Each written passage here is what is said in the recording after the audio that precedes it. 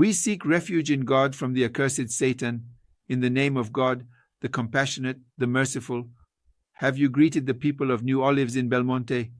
May the peace and blessings of God be upon Muhammad, his blessed family, and the chosen companions. Dear brothers, today I want to present to you a masterpiece that I did not know this master had created.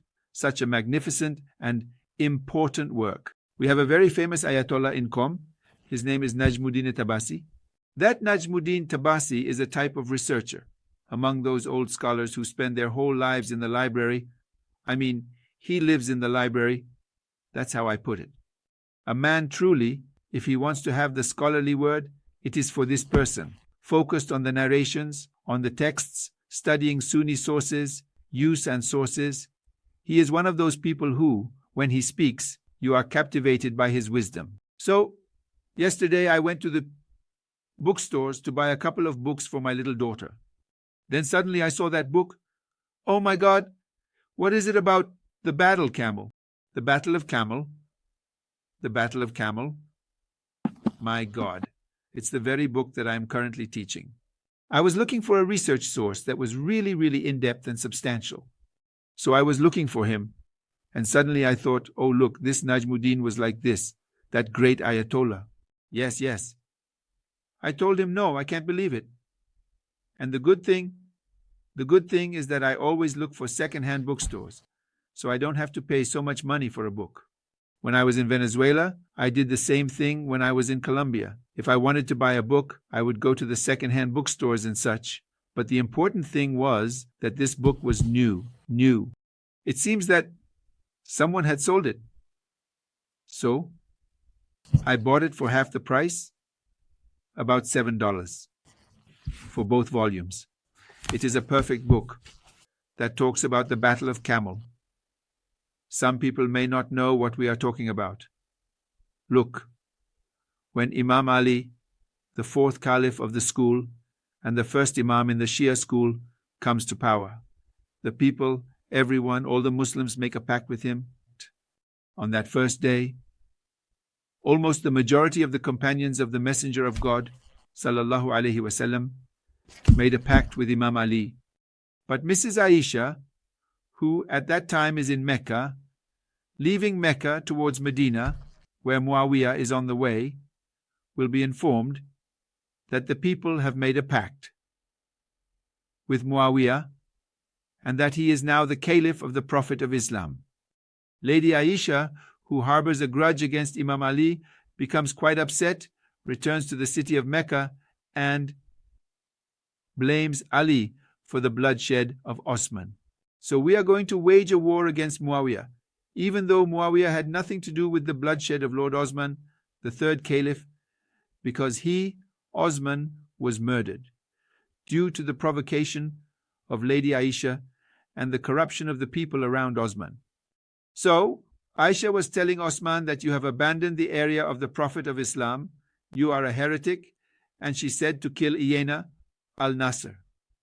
Those were famous words from the Lord I, when he incited people to go and kill Osman.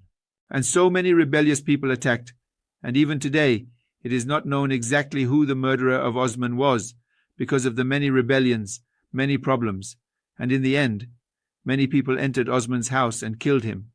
Well, then the same Lady Aisha, who instigated the war and ordered the killing of Osman, when she sees that her cousin, or rather her father's cousin Talha, does not come to power, she becomes so upset that she starts to slander Imam Ali, accusing Imam al-Islam of being in charge, guilty, and responsible for the blood of Lord Osman.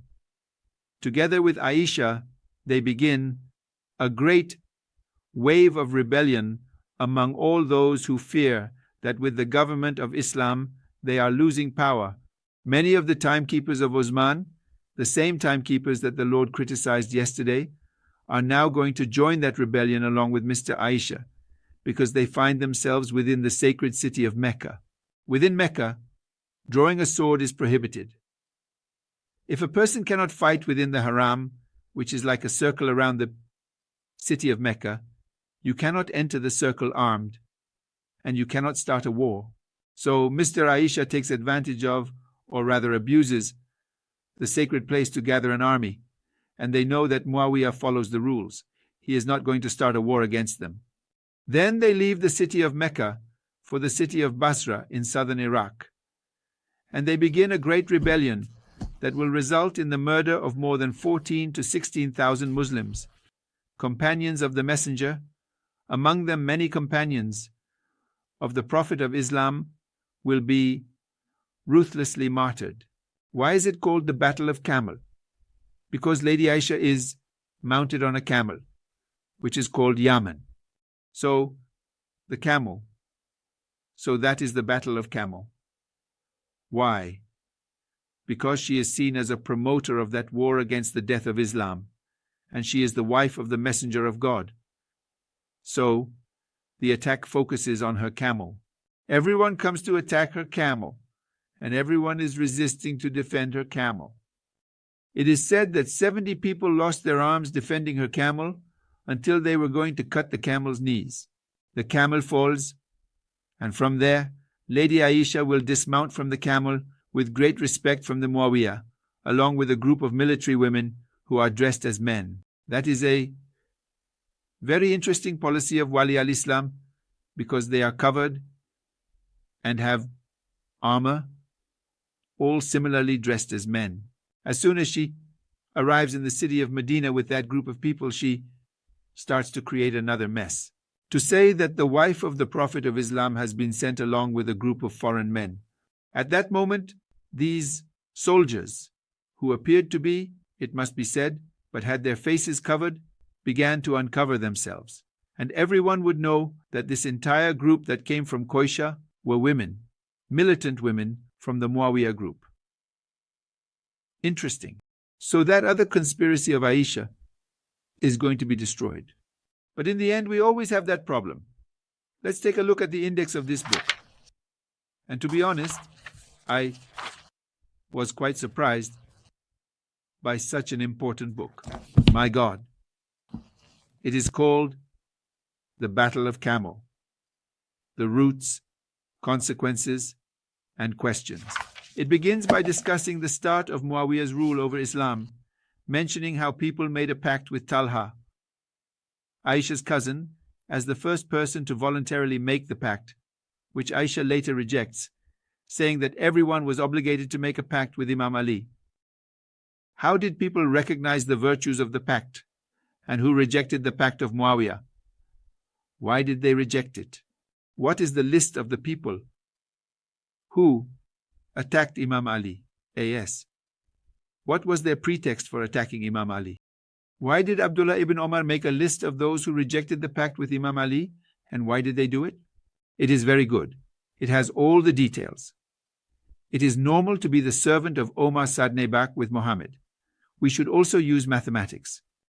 Why do Abdullah ibn Salam, the Jewish rabbi, Israel bin Shalom, Abdullah ibn Salam, Zayed ibn Sabed, Sohib ibn Eb, Ali, and Ibn Uqba insist on rejecting the pact with Imam Ali? What exactly are the obstacles facing the government of Imam Ali in confronting these rebels? Why do people accept Imam Ali? The causes of the Battle of Camel.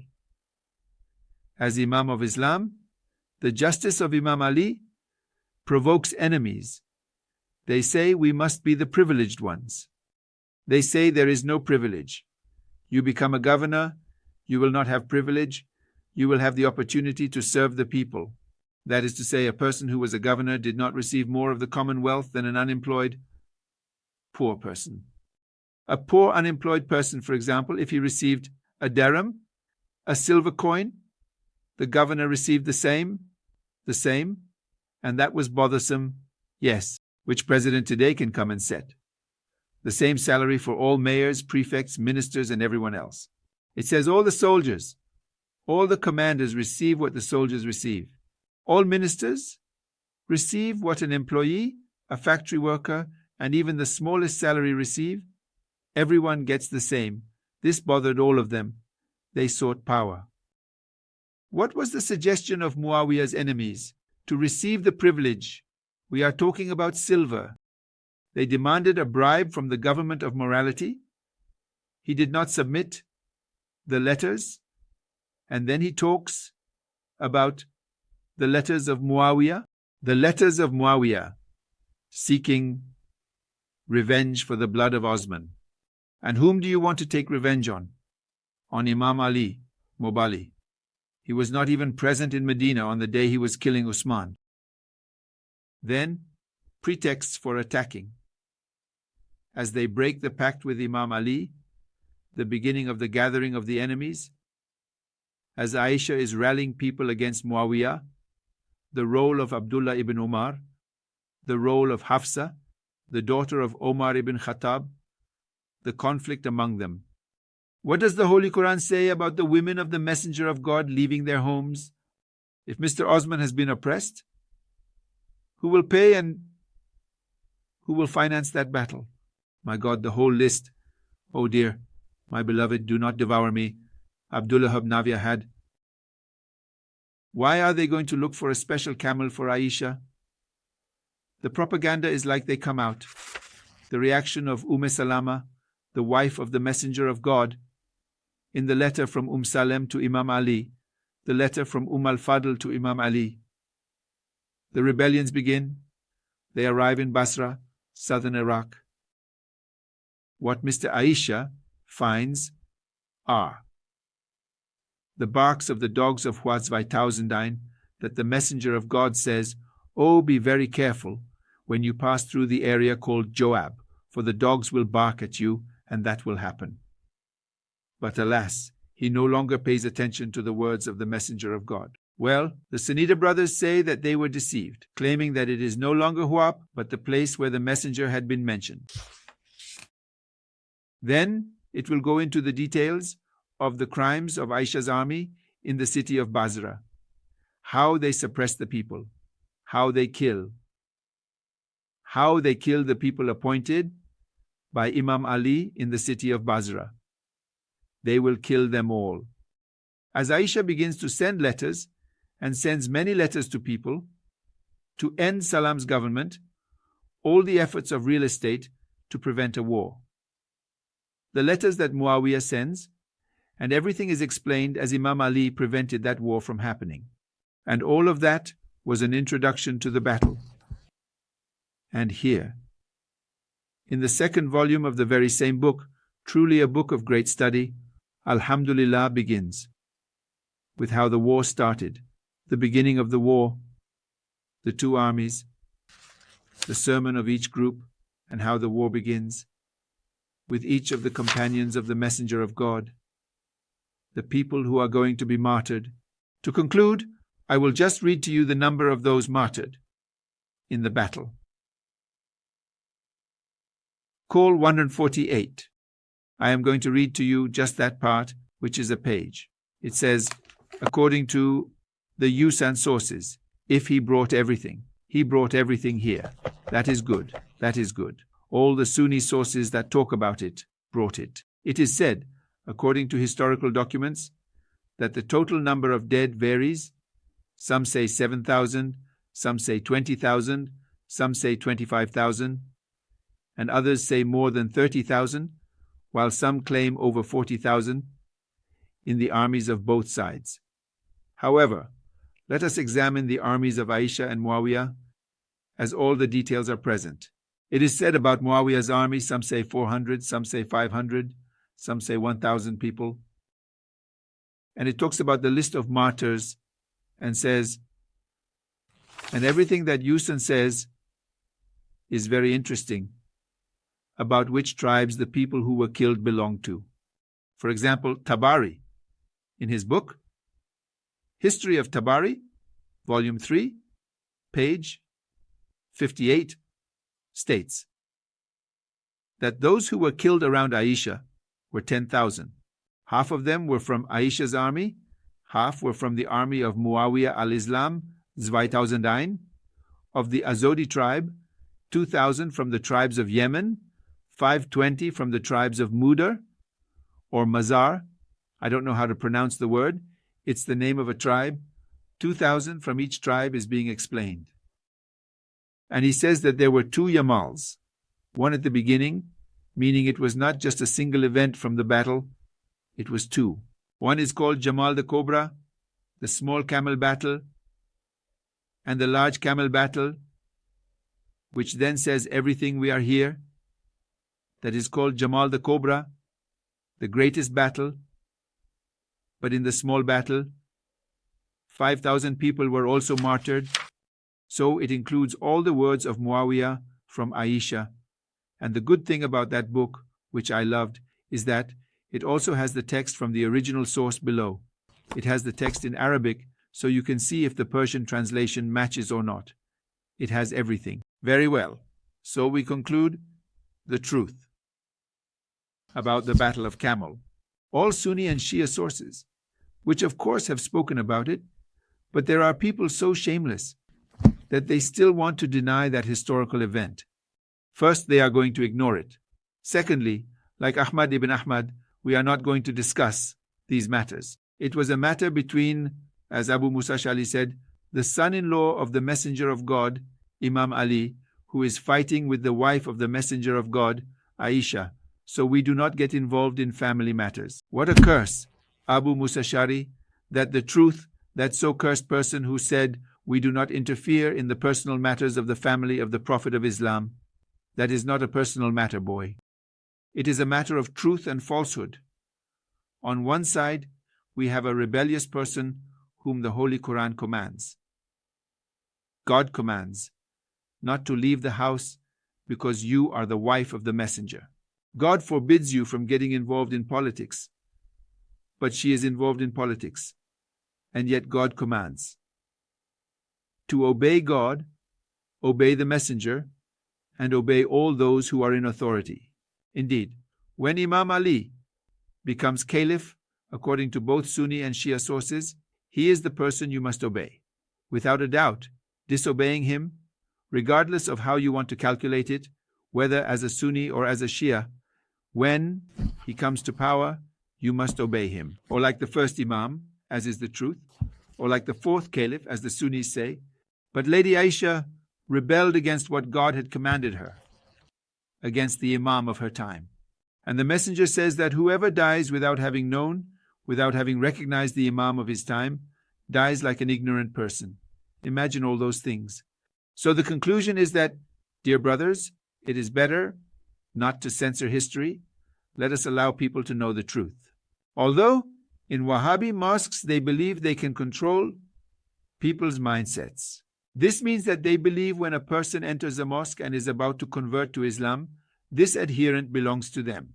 It means, I am the owner of your knowledge, I give you what I like, and I forbid you what I do not like. So they start telling the new people who are entering Islam that this is forbidden, you can't read this, you can't associate with this person, you can't talk and think that I am the mental slave of that person. It's a lie. If that person, dear brother, listen to me well, if that person wanted to continue obeying others, wanted to be a submissive person, they would remain in the church with their family, they would stay with their own, and would never convert to Islam. If you see someone converting to Islam, it means they are seeking the truth. So you have neither the authority nor the right to deny them the truth. Let the people know the truth. Once I was in a Sunni mosque in the area, and after the prayer, someone started insulting me, asking why I placed a torva, that little stone which is cherry to pray on pure ground. So I asked, what is the problem? Praying on the ground, according to your jurisprudence, is also permitted. No, listen, you come here to create fitna. Did I say what fitna I caused? I was just praying alone. Here, we have taught people that there is only one version of Islam, which is Baha'ism. That's how I see it. It is the Baha'ism of Saudi Arabia. What you mean is, if you convert to Islam, you must become a servile slave of the corrupt kings, dictators of Saudi Arabia, Zionists. Aside from that, it is not accepted. So he said, When you come with gestures like this, it makes people wonder if there are other groups of Muslims. What we have always rejected is to say that they are not sects, that they are not Muslims, that they are corrupt, that they are like a distant church. Then he said, you are causing fitna, creating a conflict. You are teaching people that there are also Shia Muslims? Well, if that's how you want to title it, however you want to title it, I don't mind. But know that we will continue, inshallah, with God's permission, to teach the differences with great respect. We will do it with great pleasure so that people can decide what they want. And we are not the ones who will decide for the people. The only thing we can do is offer the truth.